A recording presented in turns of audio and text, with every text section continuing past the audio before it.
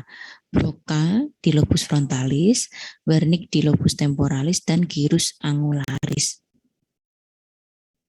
Interkoneksinya melalui fasciculus arcuatus. Nah ya, jadi pusatnya sebelum kita bisa berbicara dan berbahasa, mestinya kita ini pernah melihat dulu.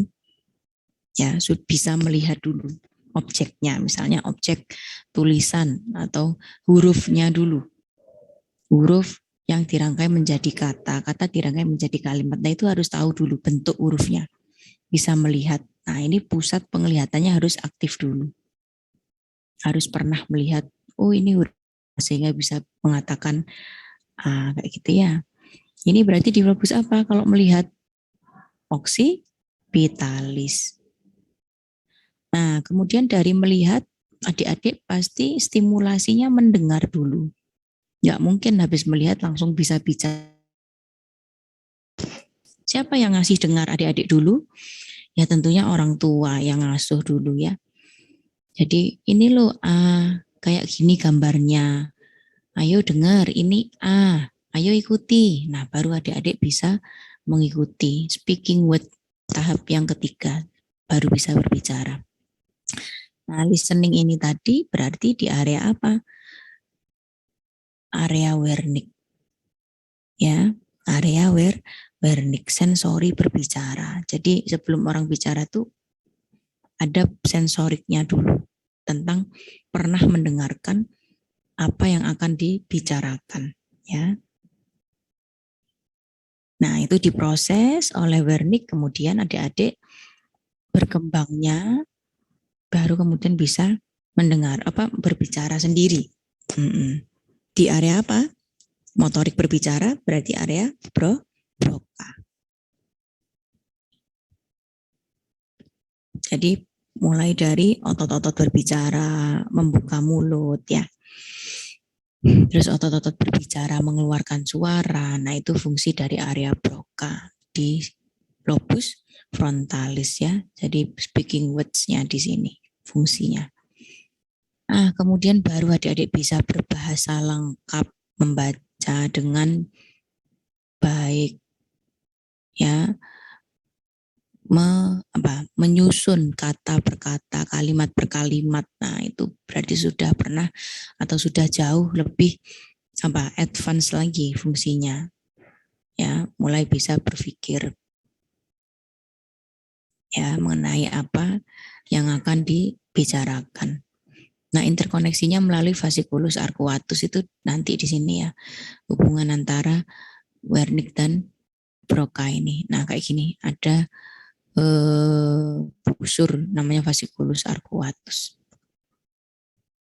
Nah, ini area Broca mengendalikan aliran kata-kata sehingga dimungkinkan manusia itu kecepatan berbicaranya bisa sampai kurang lebih 200 kata per menit. Tentunya ini dengan sinkron dan cermat. Kalau area Wernicke itu pusat sensoris bicara, memungkinkan seseorang memahami suara atau pembicaraan. Jadi tidak hanya sekedar mendengar, tapi mendengarkan. Kalau mendengarkan kan paham dia. Ya. Do you hear? Do you understand? Nah itu kan beda.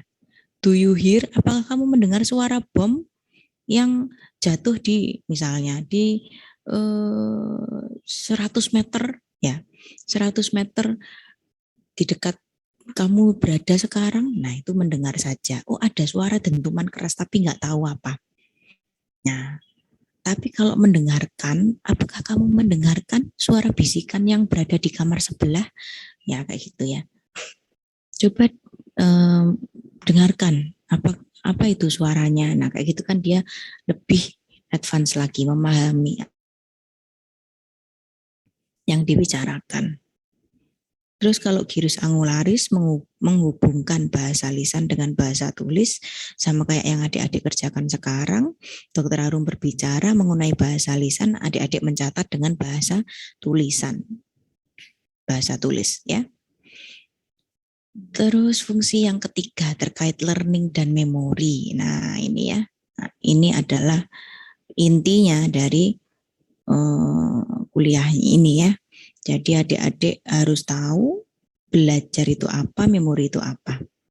Belajar itu sebenarnya adalah suatu rangsangan yang apabila diulang berkali-kali menimbulkan suatu pengalaman. Bila disimpan menjadi ingatan atau memori. 1+1, tahu dia, jawabannya 2. Diulang terus berkali-kali. Nanti nambah lagi, 11+11. Nah, semua itu akan menjadi, karena disimpan akan menjadi ingatan atau memori. Ya enggak? Di mana disimpannya? Di hipokampus, bagian otak yang berfungsi sebagai tempat penyimpanan ingatan.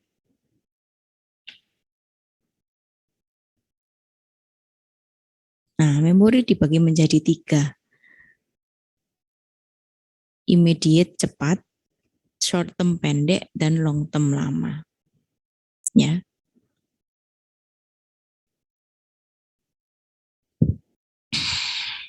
Bedanya immediate dan short term ini apa?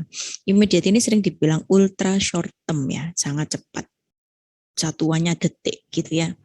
Kalau short term ini satuannya detik sampai menit ya, ada yang bisa bertahan sampai hari. Nah, ya. Ada juga yang menuju ke minggu ya. Tergantung ya kedalamannya. Biasanya wanita itu lebih kuat short term-nya ya, atau apa masih jika dibandingkan dengan laki-laki sama-sama short term-nya tapi dia lebih kuat terhadap memorinya ya. Kalau long term itu sudah tahunan, suatu hal yang ditemukan ya selama bertahun-tahun atau disimpan memorinya selama bertahun-tahun. Nah, ini lebih ke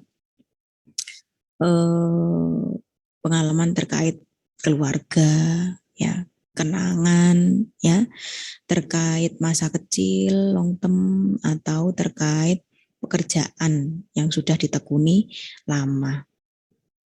Nah, adik-adik belajar faal ini yang mana? Ya, mestinya yang ini. Syukur-syukur yang ini ya, short term. Ada juga yang sudah immediate ya.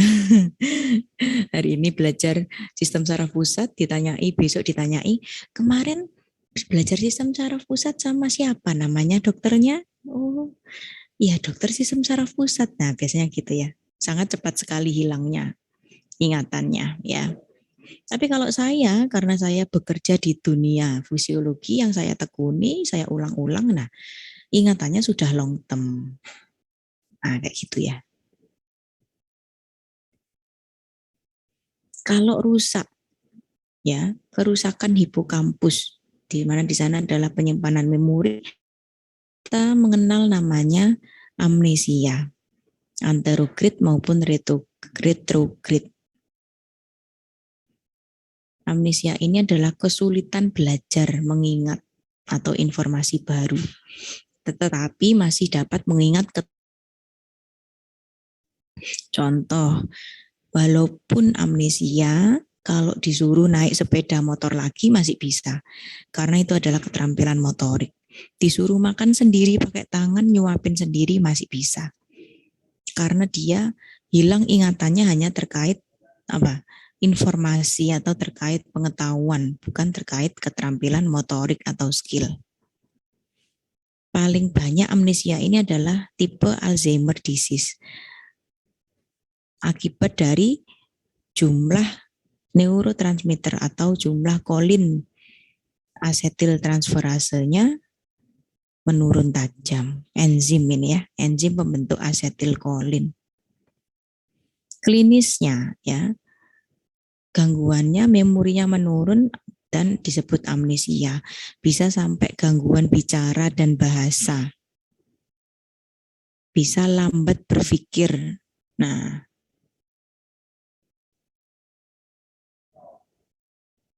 ya, ya sebentar saya kepengen tahu dulu lagi.